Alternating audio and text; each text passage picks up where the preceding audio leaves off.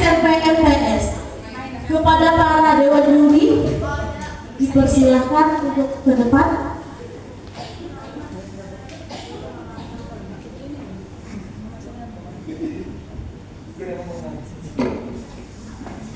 Jadi, baik.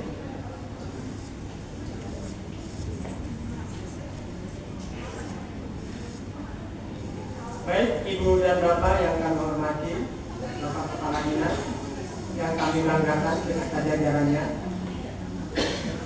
Ibu Bapak yang kami hormati, tibalah saatnya kita mengumumkan untuk lomba mendongeng jenjang SMP MTS Dinas Perpustakaan dan Kearsipan Kabupaten Serang. Sebelum kita membacakan berita acara pemenangan lomba bercerita, ada beberapa masukan untuk para peserta dari Dewan Juri. Dimulai dari saya terlebih dahulu, nanti disampaikan atau ditambahkan oleh Kayan dan Mbak Putri Dongeng. Ibu Bapak, dari berbagai macam catatan-catatan yang sudah kita lakukan, beberapa hal yang penting untuk diketahui bersama dan juga perbaikan-perbaikan di lomba-lomba yang akan datang. Pertama, Ibu dan Bapak, karena saya melihat naskah-naskah itu banyak juga yang baru ya, diciptakan sendiri oleh pihak guru. Bagus, itu bagus sebagai sebuah penemuan-penemuan baru, karya-karya baru. Tetapi Ibu dan Bapak, dalam konteks mendongeng, catatan dari saya adalah naskah yang hasil buatan sendiri harus diupayakan ada dialog Ibu dan Bapak. Karena kalau cerita semua isinya narasi, boring Ibu dan Bapak. Ya, nih yang menulis cerita pribadi atau melakukan penelitian dan penelusuran cerita rakyat, di dalam menulis cerita rakyat yang nanti akan dilombakan untuk dongeng, diupayakan dimasukkan unsur-unsur dialog. Kenapa?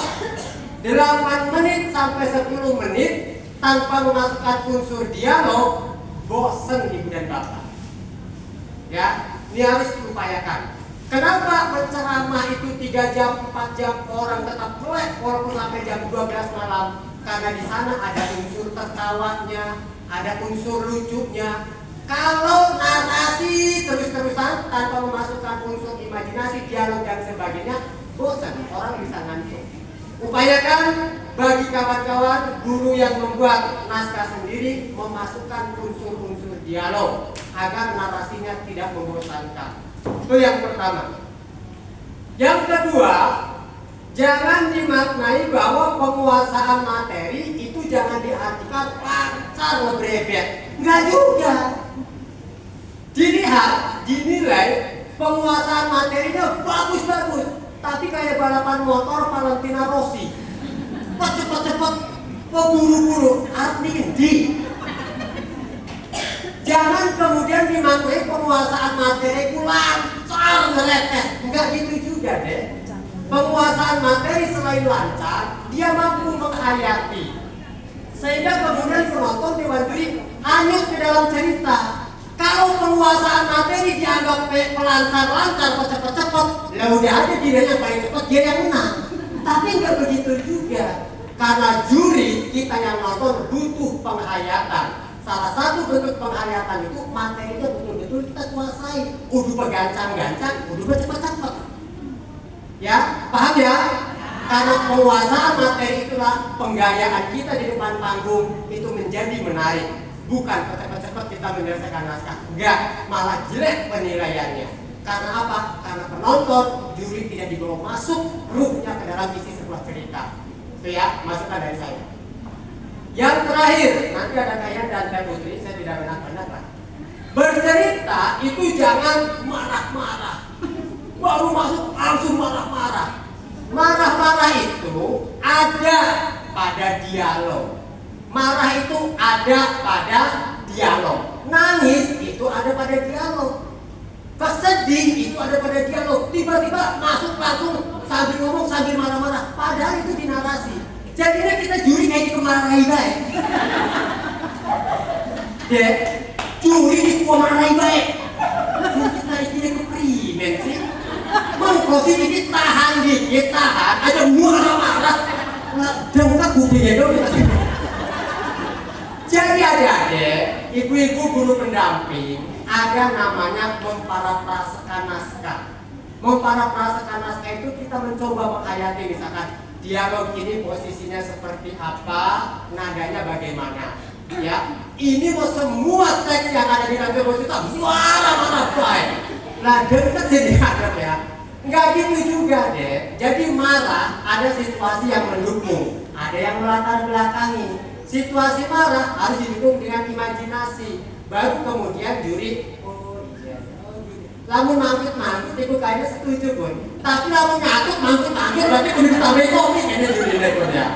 Tapi kopi mau takut terus kayak. Insya Allah ibu dan bapak bahwa bersama-sama mesti nih, makanya tuh video saya rekaman terus itu Bu, dari mulai awal sampai akhir. Itu nanti tonton di channel saya.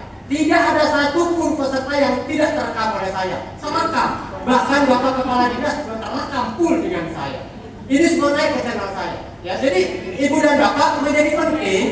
Ya urusan subscribe itu gampang nanti akan jadi menjadi penting Ibu dan Bapak artinya bahwa baik setelah lomba, baik sebelum lomba kita itu mempelajari terlebih dahulu mana-mana yang pernah jadi juara. Jadi tidak sekedar mengantarkan anak ke dalam perlombaan, tapi kita tahu bagaimana teknik-teknik memenangkan lomba.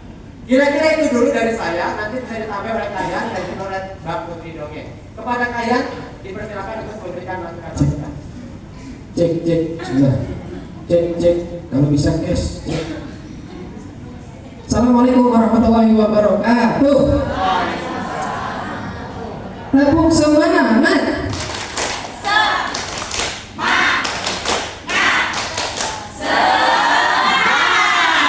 Orang semangat. Ulangi, tepuk semangat.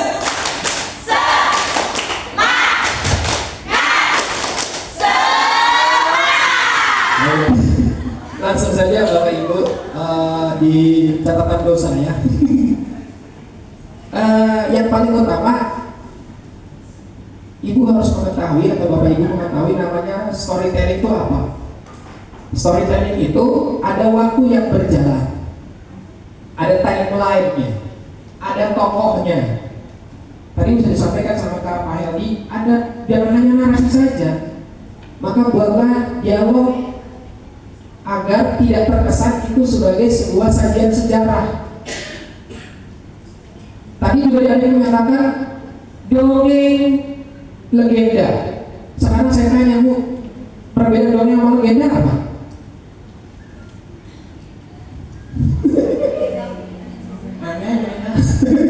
Ayo, dongeng legenda apa bedanya?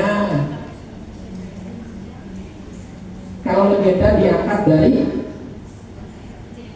cerita rakyat, meskipun itu bukan kejadian aslinya. Kalau dongeng lebih kepada rekaan saja, gitu ya. Itu. Yang kedua, pahami dalam sebuah cerita itu ada namanya tokoh antagonis sama protagonis. Tadi saya ambil sampel aja Bu ya, legenda Cikaputria. Yang ngerasa aja ya Bu ya. Saya bukan menghakimi teman-teman yang membawakan itu, tidak. Saya hanya memberi garis besar di sebuah cerita. Kalau ada tokoh yang protagonis, berarti ada tokoh yang antagonis. Sekarang saya mau tanya, yang antagonis yang mana? Putri. Ngerasa nggak tadi ceritanya? Ayah, aku minta dibuatkan villa. Minta dibuatkan villa, ayah. Puri, ayah. Minta dibuatkan puri. Bedanya mana ini? Ayah, pokoknya aku pengen dibuatkan puri. Mau gak mau, harus dibuatkan. Kira-kira yang mendekati yang antagonis yang mana?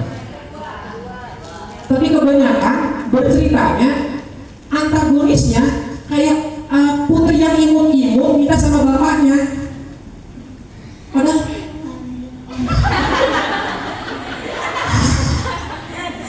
Padahal harus genit ini sombong, ini putrinya sombong, tapi kayak jadi ruh si putrinya ini nggak ada gitu tuh. Itu yang harus dipahami ya Bu ya. Jangan sampai jadi tokoh antagonis selalu jadi protagonis. Jadi si protagonis si siapa? Kita sebenarnya antagonis si siapa gitu ya. Saya bertanya-tanya juga sepanjang itu. Dan hampir semuanya flat sama ceritanya. Ya. Yang selanjutnya di poin teknik bercerita, kalau saya mengajari anak lomba, kami pernah membuka namanya kelas pendongeng cilik. Ada Pak, alhamdulillah Pak. Yang rata-rata juga ada orang Serang yang daftar ke sana. Kami ajari anak-anak itu di awal-awal bukan langsung cerita, bukan langsung menghafal, tapi mereka diajari membaca dulu ceritanya, lalu ceritakan ulang dan dibaca dan bahan bacaan sesuai persepsi mereka. Bukan dihafal. Kalau dihafal Bu kalau lupa sampai ini ya. Karena menghafal Bu. Ya, apalagi kalimat yang mohon maaf paragrafnya panjang sekali, bentuknya narasi deskripsi. Waduh ya Allah Bu, mubeng aja be ibu, kita ketemu baru-baru. Bingung Bu saya juga ya. Yang kedua, terjebak di intonasi puisi. Kebanyakan itu suatu hari ada seorang anak bernama Wijetu. Ini lomba bercerita apa puisi? Bu, lomba bercerita apa puisi? Maka dicukupin suatu hari ada seorang anak bernama Dabu Awa yang terbangun dari tidurnya ketika dia mendengar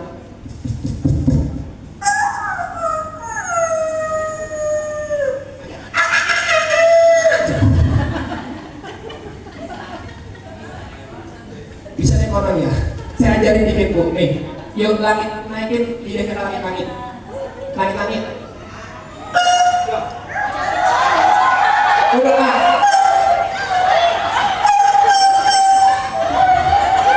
Gabungin. Ya. Ada peternakan ayam di sini ya. Jadi ada tekniknya ya. Dari terjebak intonasi teater. Pilih suara, kalau misalnya banyak suara, tadi ada banyak suara, tapi nggak kontras Bu antara satu tokoh dengan tokoh yang lain. Kalau suara naratornya gitu, berarti tokohnya harus agak dikit bedain. Misalnya gini, suatu hari ada seorang anak bernama Dabu Awa, dia terbangun. Sudah pagi.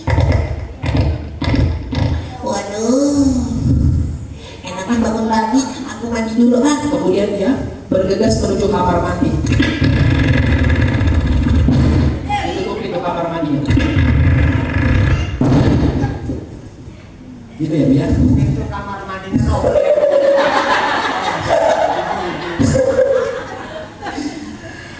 Dan yang selanjutnya, miking ini penting Bu. Kalau pakai mic yang ini, hindari bernapas melalui mulut Bu. Jadi tidak mudah. Kayak ulang tahun enggak? Jangan nafas nak. Posisikan di sini nih. Makin sini nih. Jangan di sini. Astagfirullahaladzim dari kita ya. Jadi mic-nya popping, kedengeran sama kita banget ya. Tadi ada pakai lanjut, pakai konjungsi, kebanyakan ada pakai konjungsi. Akhirnya, jadi kita akhir. Perasaan konjungsi akhirnya itu kan bukan setelah itu kan bisa pakai jika, lalu kan bisa, nggak harus akhirnya terus kan, gitu ya. Jika ceritanya sama, maka kreasikan Bu. Tadi kan ada Bu Awam bangun tidur, ada nggak di ceritanya? Nggak ada kan? Maka kreasikan, biar ibu punya perbedaan antara satu peserta dengan peserta yang lain, ya.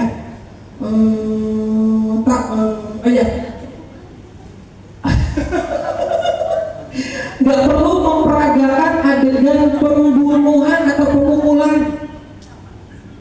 Ada yang rasanya ya. Jangan diperankan Bu. Darahnya keluar berceceran. Orang digantung. Waduh. Nggak perlu Bu, nggak perlu. Kita cerita buat anak-anak. Yang penampilan, poin penampilan buat 30 detik pertama itu berkesan. 20-30 detik berikutnya berkesan lagi. Terus jaga ritme cerita, jangan di depannya semangat, belakangnya memble Bu. Pegel kayak kamu jadi. Ada yang bisa lihat. Jadi stabilitas ceritanya nggak imbang, ya. Inflectionnya terlalu jauh. Tadi kebanyakan yang tokoh satu sini, pindah lagi ke sini. Suweman, yo, terus balik lalu pegel, keringetan ngocor apa ya? Ngesang ya hati-hati. Meletakkan properti, jangan seperti meletakkan barang Bu. Itu pendukung cerita, jadi jangan letakkan pelan-pelan. Itu alat bantu nyimak, itu dinilai loh. Ada yang letakkan properti, jangan sampai dilempar. Ngomong-ngomong bisa lima alat doang, diletakkan kerja, ya. Udah. Terakhir. Mana ya? Sebentar. Kalau mana paragraf yang perlu dihilangkan, mana paragraf yang perlu dipertahankan. Jadi harus jeli kalau dalam lomba. Memang poin terpenting adalah bagaimana apa yang ibu catat dalam sebuah naskah tidak 100% persis dibawakan ketika bercerita. Jadi harus ada modifikasi. Begitu ya, kurang lebihnya mungkin dihabisin. Assalamualaikum warahmatullahi wabarakatuh. Baik, bismillahirrahmanirrahim. Assalamualaikum warahmatullahi wabarakatuh.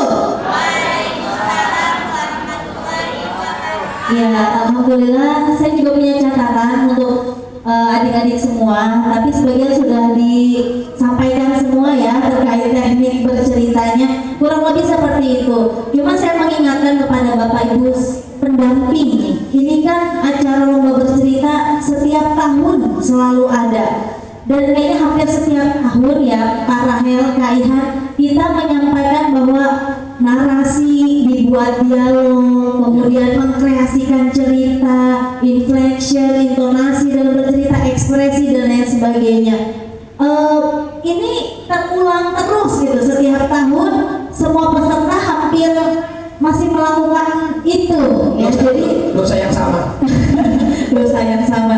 Ya, apakah pembimbingnya beda setiap tahunnya nih yang mendampingi peserta bercerita, atau memang pesertanya juga lain-lain gitu ya. Jadi mudah-mudahan tadi yang sudah disampaikan, masukan-masukan dari Dewan Juri bisa diingat dan bisa dipraktekkan langsung di sekolahnya agar kedepannya semua peserta lomba bercerita di sini penampilannya bisa lebih baik, bukan malah menjadi lebih buruk gitu karena kurangnya pengetahuan terkait teknik bercerita. Itu saja.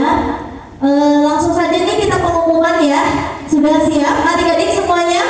Ya, baca doa yang banyak, tarik nafas dalam-dalam. Bismillahirrahmanirrahim. Baca surat Yasin.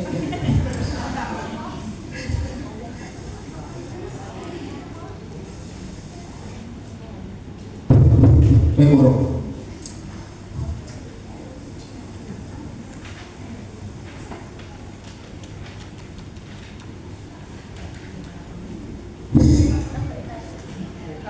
Bismillahirrahmanirrahim. Berita acara penetapan pemenang lomba bercerita mendongeng siswa-siswi SMP MTS tingkat Kabupaten Serang tahun 2024. Pada hari ini, Rabu, tanggal 3 bulan Juli tahun 2024, telah dilaksanakan lomba bercerita atau mendongeng siswa-siswi SMP MTS tingkat Kabupaten Serang tahun 2024 dengan jumlah peserta yang terdaftar 35 orang. Setelah melalui tahapan penjurian berdasarkan penampilan, teknik bercerita, penguasaan materi, skill, maka Dewan Juri sesuai Surat Keputusan Kepala Dinas Perpustakaan dan Kearsipan Daerah Kabupaten Serang nomor 004/012 BIN P3KM/2024 tanggal 27 Mei 2024 tentang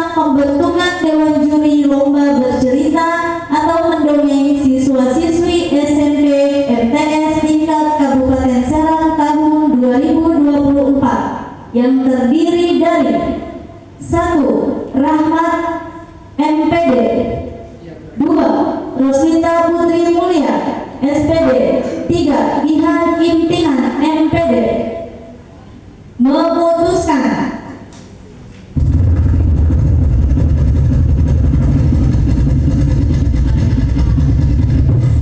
juara harapan 3 dengan total nilai 978 diraih oleh peserta dengan nomor urut 23 atas nama Azkia Maulia dari SMPN 1 Pabuaran.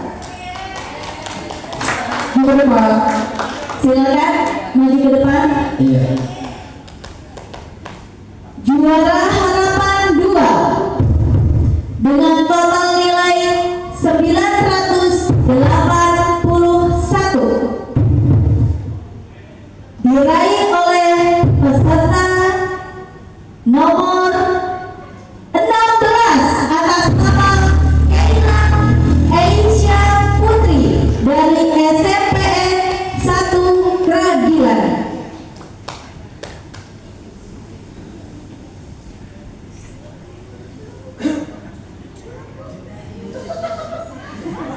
Oke lah. Ini nilainya beda dikit-dikit ya, beda 1, beda 2 angka doang. Beda 2 angka doang. Masya Allah.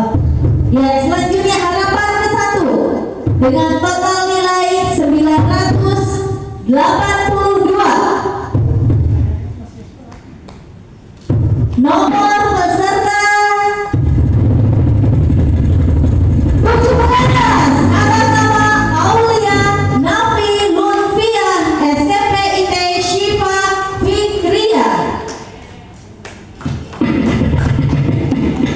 Iya, tepuk tangan yang mana nih? Iya, ini juara harapan 1, 2, dan 3. Ini juara 3 besar. Dan juara 3 besar.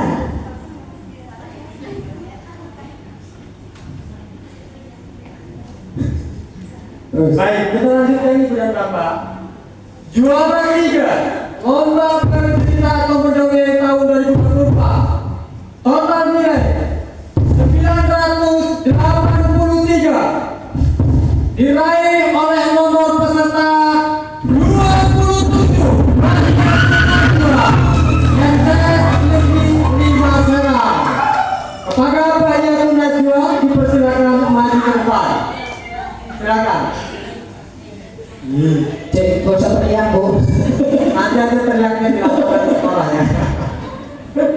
Baik, lanjut ya. Baik, ibu dan bapak. Inilah Juara kedua dengan total nilai 986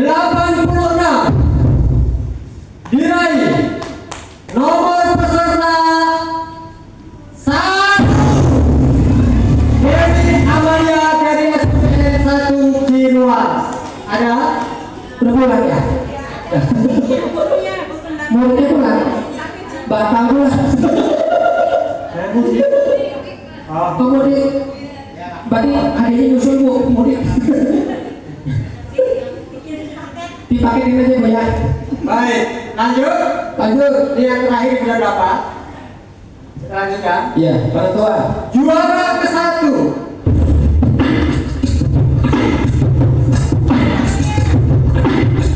total nilai 987 diraih oleh nomor peserta 8 atas nama Dia Mulia SMPN 1 Gunung Sari. Beri tepuk tangan semuanya. Itulah ibu dan bapak pengetatan berita acara pemenang lomba bercerita Dinas Perpustakaan dan Kasihan Kabupaten Serang tahun 2024. Ditandatangani juri 1 Rahmat MPD, juri 2 Roslita Putri Mulia SPD dan IHAM impian MPD ditandatangani. Kepada pembawa acara kami silakan. Wassalamualaikum warahmatullahi wabarakatuh.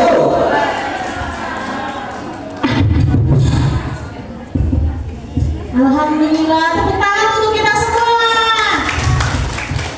Baik, untuk penyerahan hadiah dan piala untuk harapan 1, 2, dan 3, mohon izin Ibu kita undang Ibu Kepala Bidang Pengembangan Ibu Andi Suryati untuk